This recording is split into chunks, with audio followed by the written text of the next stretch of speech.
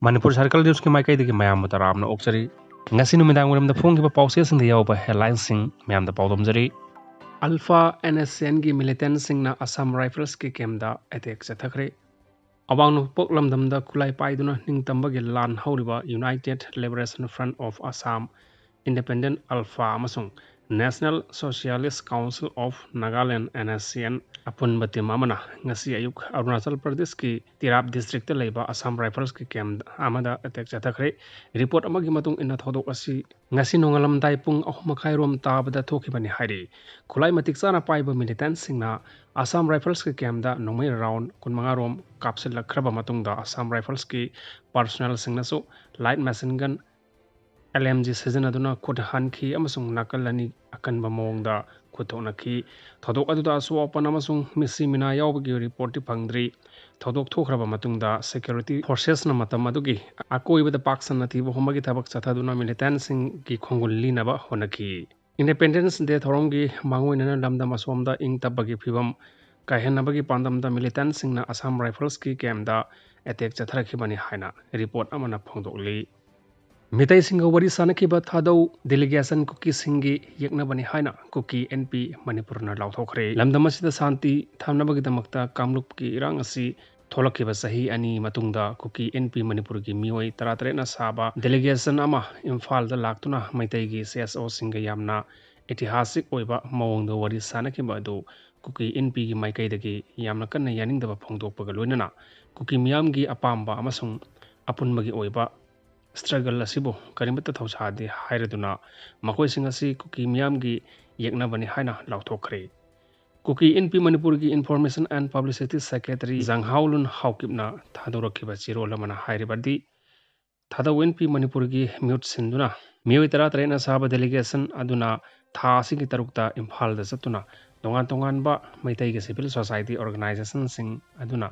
peace talk chathakibani Koki NP Manipur asi thadau tribe singi apunma body ama thadau NP General Headquarters ka punna chatminariba lup amani maramaduna thadau NP Manipur gi thadau tribe singi mahut sinba haiba si maram jate maramaduna legitimate awariba kuki leader sing asiki ayaba yaudana kuki miyam gi mahut silliba thadau NP Manipur natragana kanakumba miyoi khudingmak kuki miyam gi apama gi mayokta leiba amasung kuki community singna Sangsinliba apunmagi struggle amasung aningba apamba asibo karimata thawchadaba kuki miyamgi yeknabani haina lawi thadau NP Manipur amasung masigi lusingba sing asi kuki identity ga samnadaba amasung kuki natti haina matam pombada claim tawriba kangbu sing asina hojik thokliba kuki mitai conflict asida kuki miyamgi interest ta mahut sinba natragana peace negotiate tawbagi moral responsibility adu leite hojik oriba phibam asida peace talk ki mamingda khongchat pangthokiba asi aruba wahang amani kuki miyamna awaba kya mayuknaringai amasung mayumakai leitabadagi awaba kya mayuknaringai serak asida asigumba thawong asi yamna chumdaba thawong amani genuine noiba mawongda dialogue chathaba haiba asi community asigi ayaba oigadabani kuki miyamgi maram saraba kholaw asi local national international amasung stakeholder khudimakna khangmaga loinana kuki community singna taliba justice safety amasung security asi nathaiduna punba honaba khudimak reject homto e haina phongdorakli kuki singi lifeline oiba lambi semba ministry na yakhre thabak to ontoknaba Manipur lengakta khangalakre kuki singna kangpokpida chatharamba economic blockade khudaktaki handokhre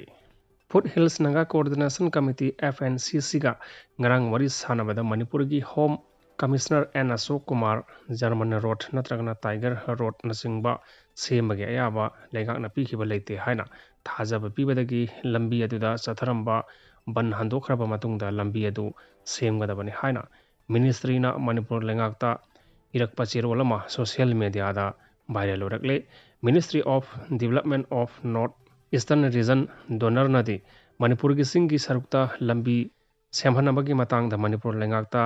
tharakiba zeroladu August taruktani Donor Ministry Joint Director Ausian Mung Tanglutna Manipur lengaki Chief Secretary da aiba zerolama tharaktuna kuki NP Manipur gi apamba singi matung ina singi area da fauna bayaba lambi ama semnabagi matangda khangalakibani hairi August amada kuki NP Manipurna India gi President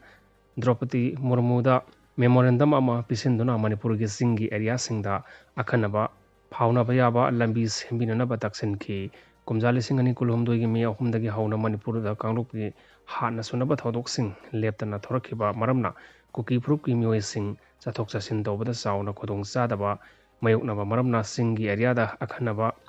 phauna bayaba lambi ama senggatpa ki tangai phadaba lei haina so kuki NP Manipur na India gi president da taksinki ministry na tharakle ba chirola tuda Tiger Road natragna German road na singwa maming di pande adubu kuki singi lifeline gi hairiba lambi asidi naga singna palliba German road Tiger road haiba si natana leite masimagna state government na central government gi marakta pau phauna daba manba pipa mama semgatle natragna naga singi asauba phatanaba lambi sembagi ayaba piroi haibana chengba phongdokpra haiba se hojiksu wahangama orakle Amorom the Naga Singna Namna Kundaba Mapam the German road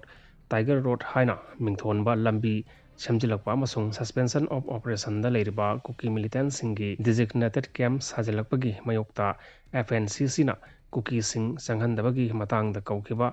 Bangamari Lenana Ngarang Manipur Home Commissioner Gawari Sanakibata state Lagakna Sigumba Makalgi Lambi Same Nabagi Ayaba Pikiba Late Haina Phongdokpa leikhrabani karigumba logi wangmada sigumba makhalgi lambi semlamba tarabadi mathau taba action lokhatkani haina nakalani na yanaba purakhibani hairi su agreement amasung designated camp gi matangda naga singi puningda fauriba nungnangba punamak kokhanaba state lengakna athuba matamda center ga tanaduna matik chaba tharang lokhatlagani haina su nakalani na yanaba purakhi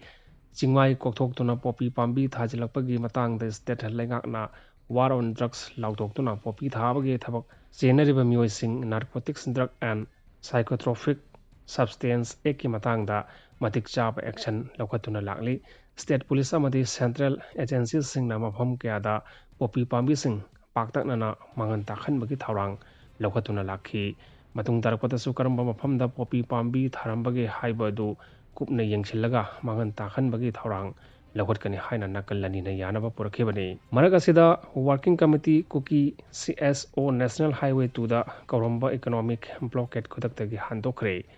hiramasigi matang da committee na thadorokpa chirolamana hai kuki jo phurupki mioi singna thengnariba khodong chadaba singi matang da Manipur gi governor na akhanaba mityeng sanglaktuna kangpokpi dagi Surachanpur phawbada numit kunni hena thamlakhiba athingba lothok hankibagi damakta tawbimal khangba uli United Naga Council na so miyoibagi minung sida impham oiraga lambi hangdoknaba honabada lawkiba thawdang thaganingai ni adumoinamak kuki jo phurupki lifeline da kanagomba organization amatana matung tarakpada athingba pinaba honaroidabani hiramasigi matangda kuki jo phurupki miyoi singna matam punamakta lambi paring asida ait apan pirakpada mayuk nanaba sem saduna lei haina so chirolasina phongdurokli